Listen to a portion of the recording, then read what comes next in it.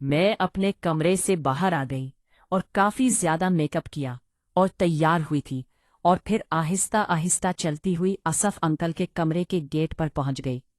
कान लगा के आवाज सुनी तो आवाज बिल्कुल भी नहीं आ रही थी। इसका मतलब ये था कि आज आसिफ अंकल के कमरे में कोई नहीं था। मैंने सुख का सांस भरा। फिर मैंने आहिस्ता से दरवाजे को बजाया तो आसिफ अंकल ने फौरन आके दरवाज खोला। मैं जैसे अंदर गई तो उसने फौरन कुंडी लगा दी। मैं जाकर बैठ गई और फिर आसिफ अंकल भी आके मेरे साथ बैठ गए। अब मैं चुपचाप बैठी थी तो आसिफ अंकल ने एक हाथ मेरे कांधे पर रखते हुए कहने लगे, हाँ सबा, और सुनाओ, आज तो खुश होना और मुझसे नाराज तो नहीं होना। मैं मुस्कुराने लगी और कहा, मैं आज खुश हूं और आपसे भला क्यों नाराज होंगी।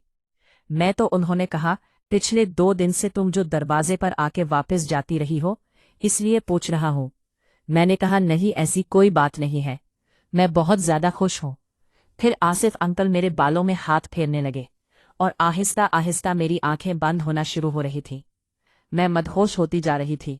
फिर असफ ने मेरा सब कुछ हटा दिया और फिर उसने भी अपना सब कुछ हटा दिया और फिर उसने गेम खेलना शुरू की। अब वो आराम आराम से गेम खेल रहा था और तरीके से खेल रहा था, क्योंकि वो था तो उसके खेल का माहिर खिलाड़ी। उसे पता था कि मैं कम सिन लड़की हूं, मेरे साथ किस तरह गेम खेलनी चाहिए।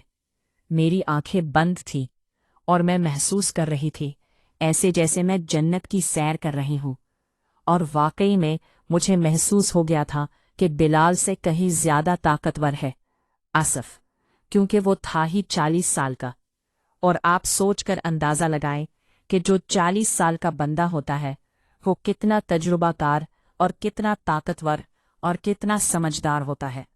उसे हर वो तरीके पता होते हैं जिससे औरतें या लड़कियां मुतमईन होती हैं।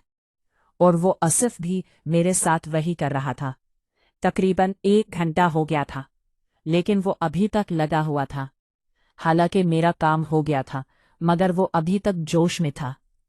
अब मेरी हालत गैर होती जा रही थी, लेकिन असफ जरा भी मुझ पर तरस नहीं खा रहा था। और बिलाखिर 1.5 घंटे के बाद असफ का काम भी तमाम हो गया और फिर वो भी लेट गया और मैं भी लेटी रही।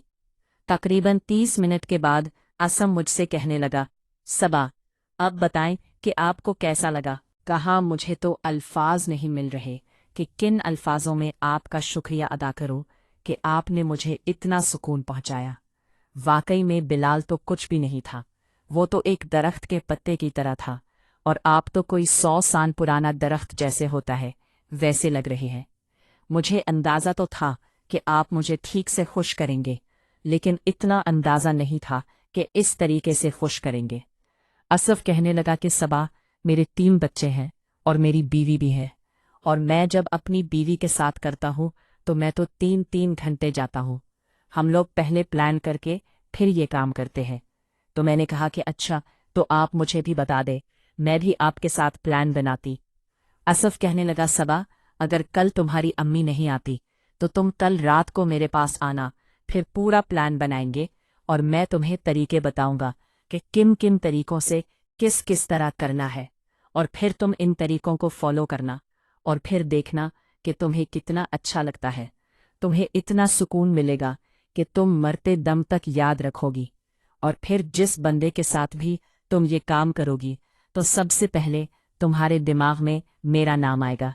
मैंने कहा, अच्छा, तो फिर मैं कल रात को नाज़मी आऊंगी। आसिफ कहने लगा कि हाँ, बस ये देख लेना कि तुम्हारी अम्मी ना आई हुई हो। तुमसे पहले मैंने कहा कि हाँ हाँ, मैं अम्मी को देख लो, ये मुझे लगता है कि अम्मी अभी नहीं आएगी। 3-4 दिन, आसिफ ने कहा, ये तो अच्छी बात है, वो ना आए तो मैं ठीक से तुम्हें खुश कर पाऊंगा। इसके बाद आसिफ कहने लगा कि सबा, अब तुम चली जाओ, कहीं कोई उठ ना जाए और हम दोनों को एक साथ देख ना ले। काफी देर हो गई है, अब तुम्हें अपने कमरे में चले जाना चाहिए। और फिर मैं उठकर अपने कमरे में आ गई। वो रूम में चली गई, फ्रेश होकर वापस आई और सो गई। सुबह सवेरे उठकर मैं तैयार हुई, स्कूल का बैग उठाया और नाश्ते की टेबल पे आ गई। शमा ने नाश्ता लगाया हुआ था। मैंने नाश्ता किया और फिर अम्मी को खुदा हाफिज कहा। और फिर मैं बाहर गेट के आई तो आसिफ गाड़ी के पास खड़ा था। गाड़ी को साफ करके बिल्कुल तैयार खड़ा था।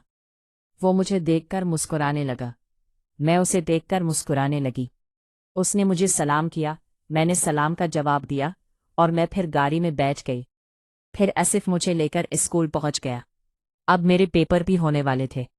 मैंने सोच लिया था कि पेपर जैसी खत्म होंगे तो फिर मैं कहीं आउटिंग पे जाया करूंगी, दिन को भी कहीं गेस्ट हाउस में गेम खेलेंगे और फिर रात को रूम में गेम खेलेंगे। मेरी क्लास शुरू हो गई और टाइम का पता ही नहीं चला और 1 बज गया। मैं अपनी बकेट समेट कर बैग उठाकर बाहर आई तो उसे पहले से मौजूद था। फिर मैं गाड़ी में बैठ गई। अब हम लोग रास्ते में थे, घर की तरफ आ रहे थे। असफ मुझे कहने लगा कि अच्छा बताओ सबा, तो फिर आज रात को तुम मेरे रूम में आ रही हो? मैंने कहा हाँ हाँ बिल्कुल ज़रूर आऊंगी, बस आप तैयार रहना और सारा प्लान मुझे पहले बता देना कि किस तरह चल रहा है और क्या क्या करना है। और मुझे भी वही वाला सुकून मिलना चाहिए जो आप अपनी बीवी को पहुंचाते हैं। असफ कहने लगा कि तुम परेशान मत हो, तुम्हें इससे भी ज्यादा सुकून दूंगा। और फिर हम लोग घर आ गए। आज अबू भी घर आए हुए थे।